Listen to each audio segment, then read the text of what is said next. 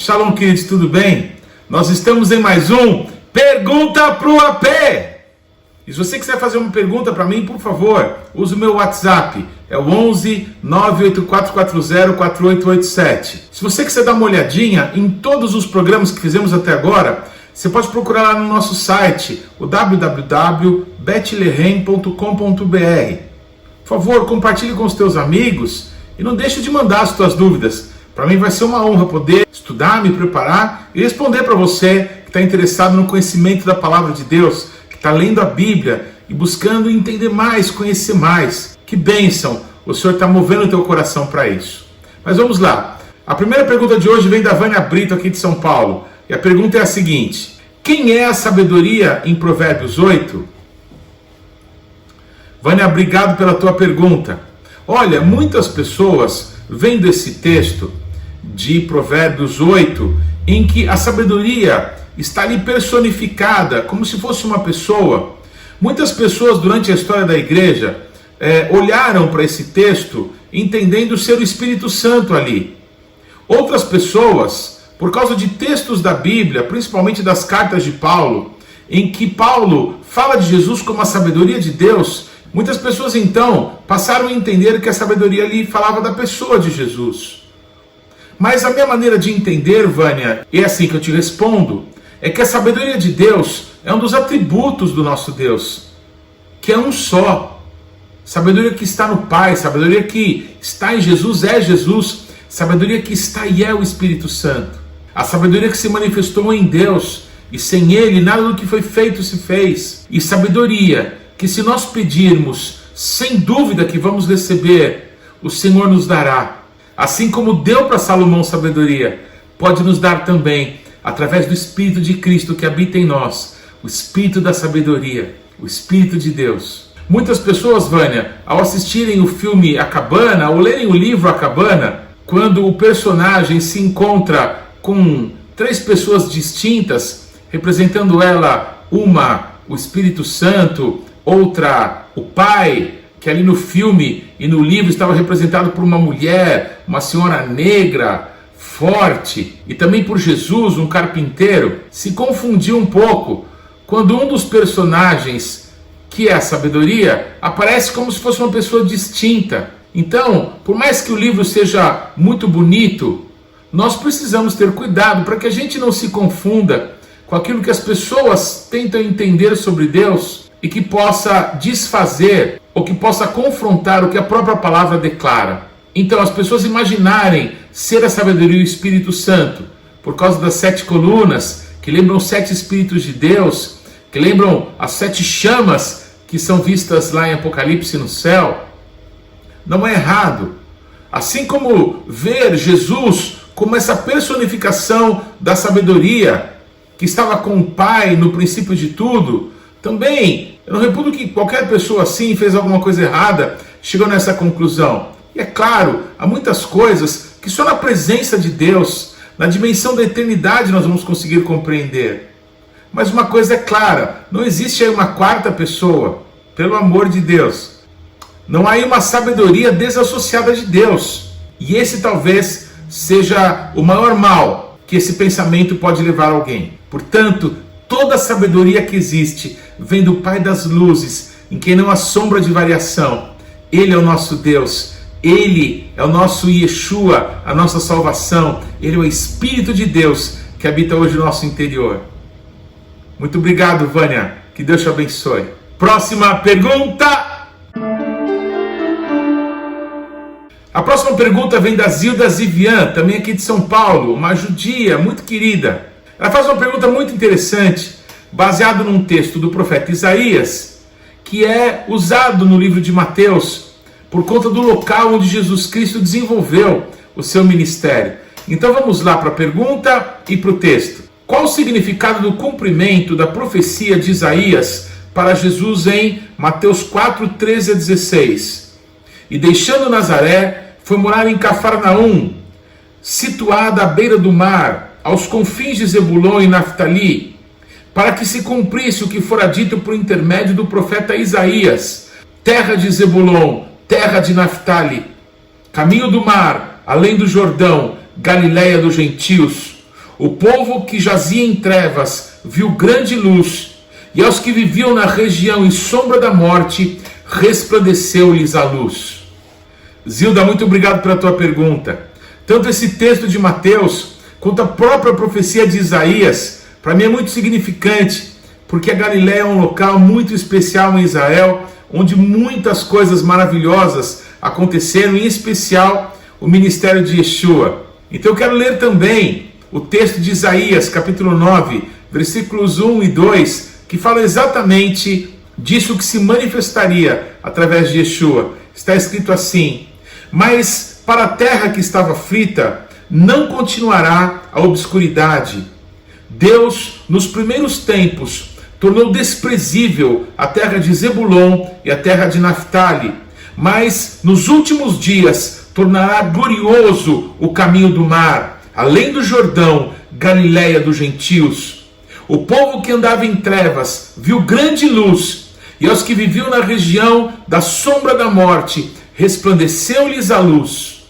Zilda, é muito interessante a gente, para ter essa resposta que você me perguntou, nós pensarmos um pouquinho sobre a história dessa região.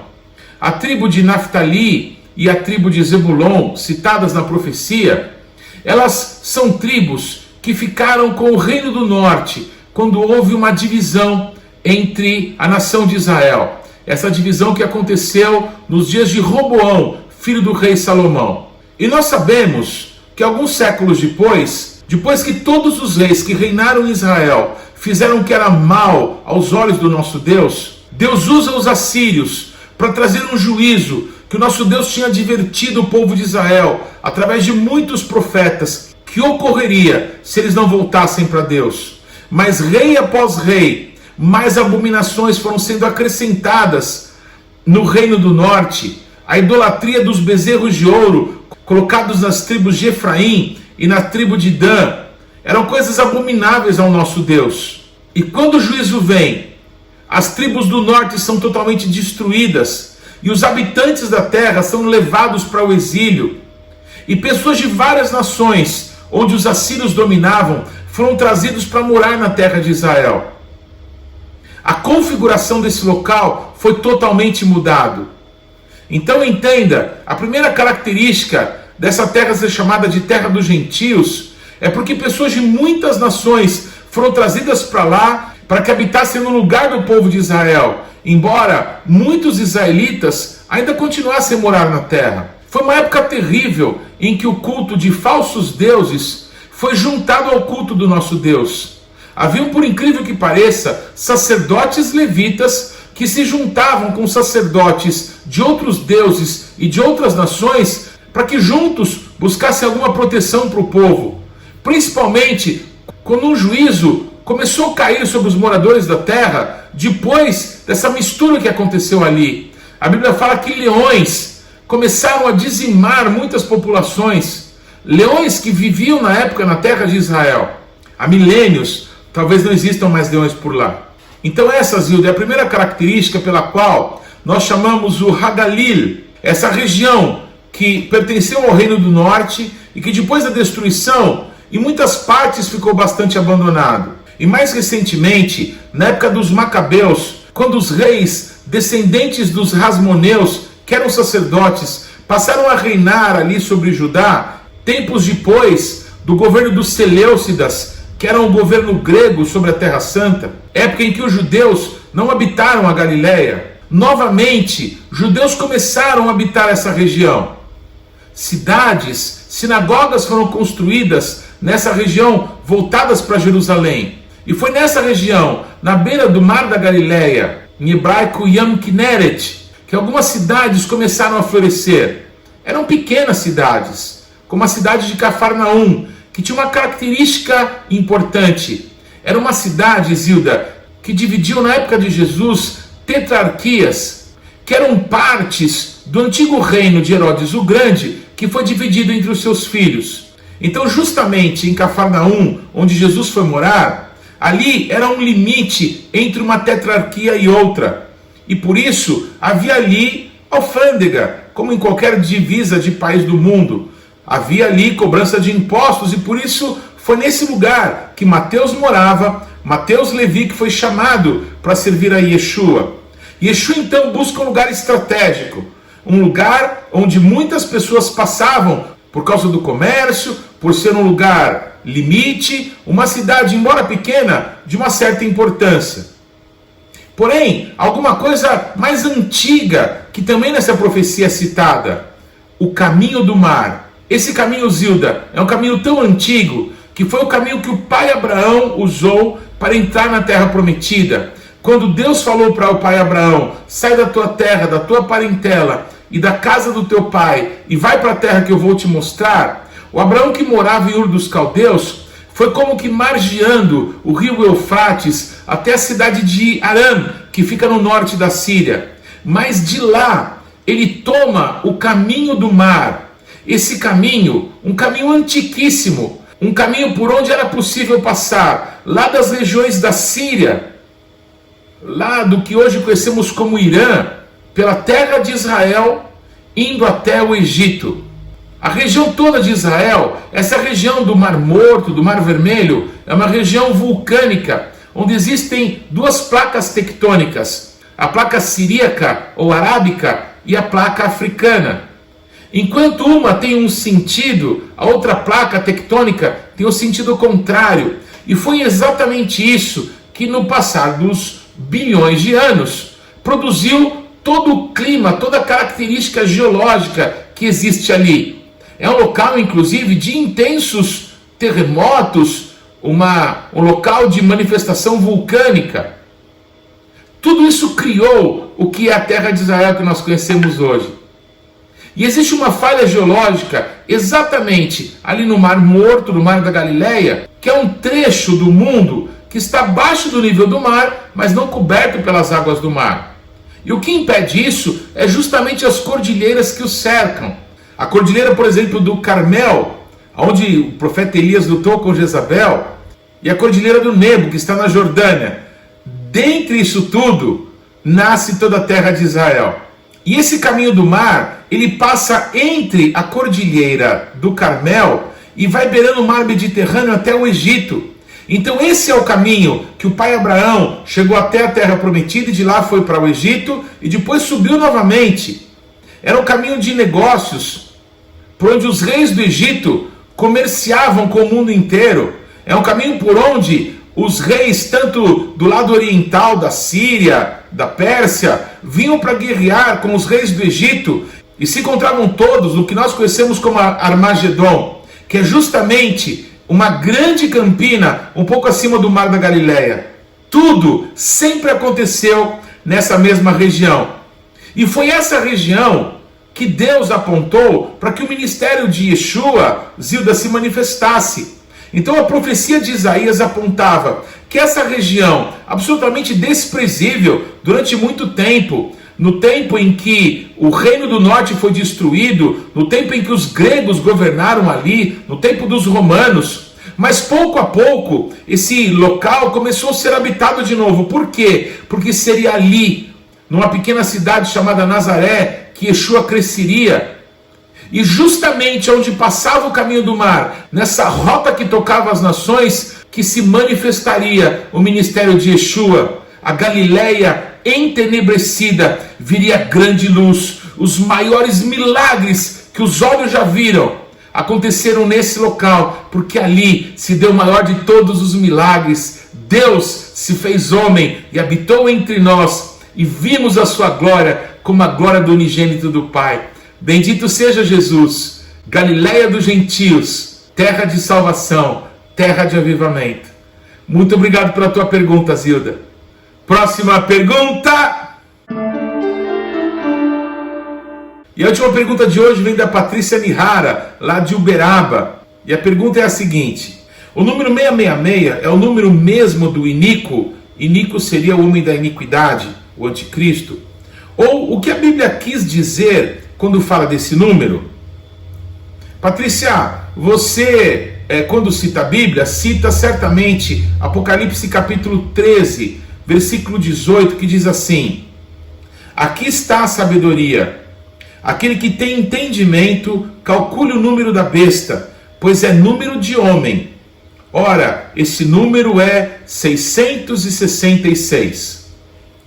Tantos livros, tantos estudos, tantas pregações na história tentaram responder essa pergunta. E quando nós falamos de profecia bíblica, Patrícia, a primeira coisa que temos que ter convicção que a palavra de Deus é verdade, e a profecia fala de coisas que realmente vão acontecer. Então, sim, as pessoas em algum tempo do futuro receberão uma marca na sua mão direita ou na sua testa, na sua fronte. E essa marca poderá ser uma marca mesmo, um logotipo, alguma coisa assim. Ou, como diz o versículo anterior, poderá constar o nome da besta ou o seu número, e esse número é o 666. Uma coisa curiosa é que esse número aparece no Antigo Testamento 2 vezes, quando citavam os tributos que eram levados ao rei Salomão. Então, o número 666, de alguma forma, está ligado com Salomão numa época em que o rei de Israel se desvia do Senhor, construindo ele mesmo, que fez o templo para o nosso Deus, construiu também casas, templos para falsos deuses, como Moloque, como a própria rainha dos céus. Um absurdo. O que nós dependemos daí é que será um tempo de engano, um tempo de muita confusão que o mundo viverá, um tempo para o qual nós estamos, Patrícia, caminhando a passos muito largos. Coisas assim que você me perguntou, desde criança, eu lembro do meu pai estudando, e tantos amigos, tantos irmãos, no decorrer dos anos, têm falado sobre várias possibilidades a respeito do número da besta. A coisa mais fresca aí é o negócio do chip, não é? Que em alguns lugares está sendo colocado na mão direita, subcutâneo, não é? E o chip em si não é a marca da besta. Sem dúvida, é uma tecnologia que pode ser usada nesse tempo, porque vão constar todos os dados das pessoas. Mas certamente, se for alguma coisa relacionada a um chip, então esse chip estará marcado no corpo das pessoas, na sua mão direita e na sua testa, com uma marca mesmo, com um número ou com o nome desse ser, desse indivíduo que vai se levantar contra o nosso Deus. Por exemplo, quando o apóstolo João escreve em grego esse número 666, a maneira de escrever, ou eu poderia dizer assim, o desenho das letras gregas para 666 é curiosamente muito parecido com a grafia do nome que os muçulmanos dão para o Deus que eles servem, e que eu pessoalmente não reputo de forma alguma como sendo o mesmo Deus que nós servimos. Por outro aspecto, muitas vezes, porque fala aí de calcular o número da besta, existe algo em hebraico que também se faz, por exemplo, com os algarismos romanos, que é algo chamado de gematria. É entender que as letras em hebraico, como em algarismos romanos, existem uma correlação numérica. Então, tentar entender, não é, com essa correlação, o que talvez esse número 666 poderia dizer. Então, eu lembro quando criança, tenho a Bíblia na qual eu fui alfabetizado, que até está escrito lá algo que eu aprendi com meu pai, que um dos títulos usado para o Papa dos Católicos é Vicarius Filii Dei, o Vigário Filho de Deus. Um título usado, como eu falei, ao Papa dos Católicos. Essas letras em algarismos romanos somados, daí esse número 666. Mas muitas pessoas já fizeram isso, por exemplo, com o imperador Nero e com outras tantas formas de se calcular. Uma coisa é certa: tudo que há de se manifestará por propósito de Deus, por autoridade concedida por Deus. Não haveria autoridade para o anticristo, para o Pôncio Pilatos, para nenhum governante desse mundo, se do céu essa autoridade não tivesse sido dada. Toda autoridade procede do trono do nosso Deus, que governa sobre tudo e sobre todos. Então sim, o homem da iniquidade se manifestará. Sim, ele enganará as multidões, as nações da terra. Mas haverá sim um remanescente fiel que fará oposição a esse iníquo, como você mesmo fala. E nesse tempo de densas trevas, de um juízo terrível que o nosso Deus vai derramar sobre esse mundo, ainda assim haverá salvação, ainda assim todo Israel vai ser salvo, ainda assim muitas pessoas das nações reconhecerão que não há salvação em nenhum outro Deus, e uma grande colheita, talvez a maior de toda a história, se dará mesmo nesse tempo de trevas. Portanto, no lugar, e esse é um conselho pessoal, de ficarmos nos preocupando com o reino do anticristo, que virá e se manifestará e será destruído pelo sopro da boca de Yeshua, temos que nos preparar para o reino do nosso Deus, porque Yeshua está vindo e ele virá para reinar. E tudo que se levantar para que as nações da terra verdadeiramente tomem a sua decisão, decidam se quer servir a Satanás ou se dobram diante do nosso Deus. Quando todo esse quadro estiver montado, Yeshua voltará para reinar, e ele vai lançar o anticristo, esse que terá o seu nome marcado em pessoas do mundo inteiro. Ele será lançado no lago de fogo e enxofre, no inferno, que será inaugurado por ele e pelo falso profeta. Lugar que foi feito por Deus para os demônios e os seus anjos malignos que caíram porque se rebelaram contra Deus, mas que infelizmente muitíssimas pessoas em toda a história decidiram, dando as costas para Deus, o seu destino eterno. Que no nome de Jesus, nos nossos dias, possamos pregar o Evangelho com toda a nossa vida, com toda a nossa força, para que a maior colheita de todos os tempos se dê agora, que somos quase 8 bilhões de pessoas coabitando nesse mundo. Muito obrigado pela tua pergunta, Patrícia, e que Deus abençoe a todos. Que você realmente se interesse cada dia mais pela palavra de Deus, cada dia mais pela profecia bíblica, porque ela está se cumprindo diante dos nossos olhos. Até semana que vem. Shalom!